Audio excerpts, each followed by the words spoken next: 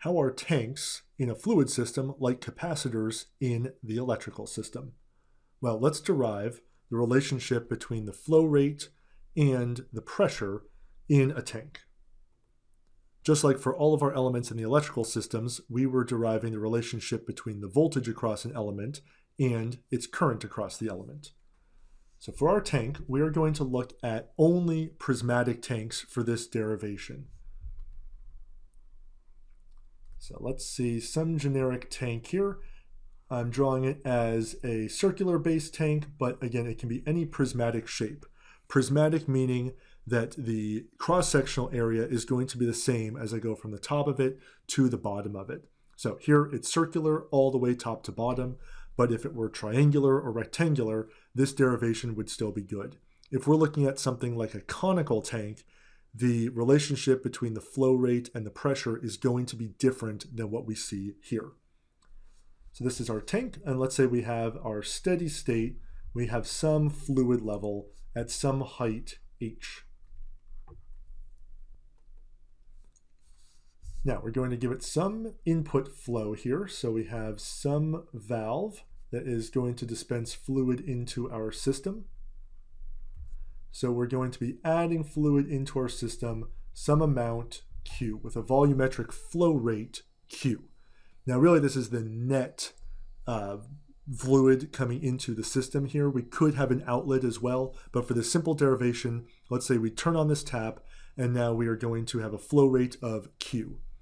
Keep in mind, technically, we're starting at steady state, so we could have already had a flow going into the system and a flow coming out of the system. At steady state, the important thing was that the height of the fluid was constant, and what we are doing is we are changing the flow rate, and we're seeing what happens as that flow rate changes to the pressure in the system and seeing that relationship. So when we change the flow rate, maybe we increase it. We could decrease it as well, but let's say we increase it. Well, if we increase it, then the height of this fluid is going to start to rise. Right? So it was down here at height h, and now it is rising. It is now an amount I will call delta h for the change in height. And I'll fill that in just a little bit. So the height of the fluid is changing, and originally I had some volume of fluid. I'll call it VOL because we use V for other things here. And now as we have changed that flow rate, the change in height has also introduced a change in volume. I'll call delta VOL, change in volume. Now we can see some relationships. So first off, I want to actually look at what is the change in pressure in the tank. So originally, if we had a height h, then it would just be rho gh. That would be the pressure of the system. So the change in pressure of the system, I'll call delta P, is then going to be rho g delta h. So that extra height that's being added when we change the flow rate, if I multiply it by rho, the density of the fluid, g, the local gravitational constant, and then delta h, that change in height, that is how the pressure in the tank has changed. Again, I'll reiterate that we are looking at the changes in the flow rate, so technically this should be a delta Q. I'll get rid of the deltas later, and this is a delta P. It's the change of these values from the steady state. That's our change in pressure as it relates to the height. So I'm going to put that aside just for the moment. Now I can look at what's the change in volume when I change the input flow, that delta Q. Right, well, what can I do? Delta Q is going to be in units of cubed length per time. So often if we were in like SI units, cubic meters per second, it's a volumetric flow rate. So if it were constant, we could take that volumetric flow rate and simply multiply it by time. So we would have length cubed per time times time gives us length cubed, or volume. However, there's nothing to say that that delta Q, that change in the flow rate, has to be constant in time. It can be varying in time. So what I'm going to do, instead of simply multiplying it, I have to go that extra step and I have to integrate it. So if I integrate that delta Q times dt over some amount of time, well, that is going to be my change in volume. And the change of volume can also be represented by the volume of this shaded, in this case, cylinder, but prismatic shape. So if my tank has some cross-sectional area A, again, we're going to say that that cross-section is constant. It's a prismatic tank as I go from the bottom to the top. Well, then that shaded volume is going to be delta H times A. So I have two ways to express that change in volume. Geometrically, it's the height of the shaded region times the area. That's a volume of a prismatic solid. And it's the integral of the flow rate over time. I'm going to take this volume equation and I want to rewrite just the right-hand terms. I'll solve this for delta H is going to be the integral of my delta Q dt over A. And why is that useful? I can now go and take this, I'll label my equations. So equation 1, equation 2, and 2a. I can go and put 2a into equation 1. So I can replace that delta H. So the delta P is equal to, I have rho times G times the integral delta Q dt, all of that over A.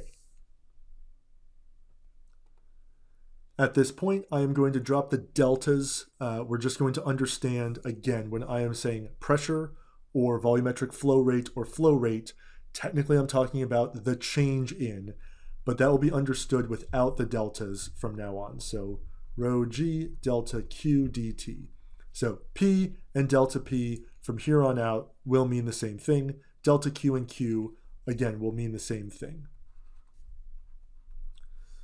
Okay. Now, what I can do is take this relationship and I can take the Laplace transform.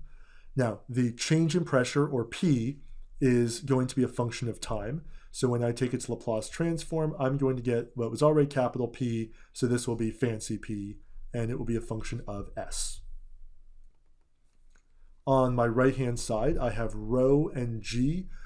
We're going to assume that the density of the liquid is constant, the gravitational constant is constant, and the cross-sectional area of the tank is constant, so that will not be affected by the Laplace transform. And I will have this integral Q dt. Q is a function of time. Well, clearly we're integrating with respect to time, so it's a function of time.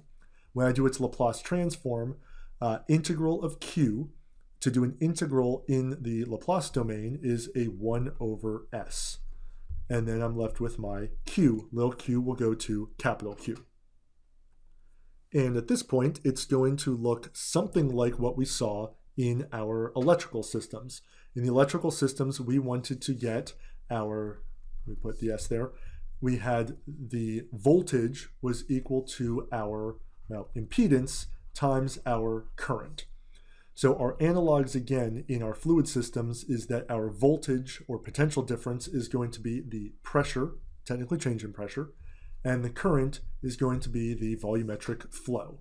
And then we have some equivalent impedance. So actually this is already basically set up the way we want it. We have the pressure and we want it in terms of an impedance times our current, or for the fluid systems, the volumetric flow rate. So we can write this as P of S, rho G A S Q of S.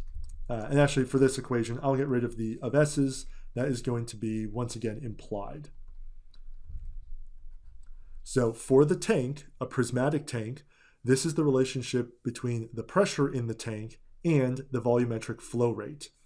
And if we look at what this looks like, kind of isolating some section of it here, looking at just that, if we think of our electric circuits, we said that the voltage in was going to be 1 over CS times I. And that was the case, the relationship between the voltage and the current for a capacitor. So if we look at how these are related, it's really that 1 over S that they are sharing in common. What I can say is therefore rho g over A is equal to this 1 over C. So the equivalent capacitance of a prismatic tank is going to then be A over rho times G. So when we have a prismatic tank, if we know its cross-sectional area, if we know rho of the fluid, if we know G, we can make this calculation and we can find the equivalent capacitance, and then we're going to be able to treat that tank like we would a capacitor when we draw our circuit diagram.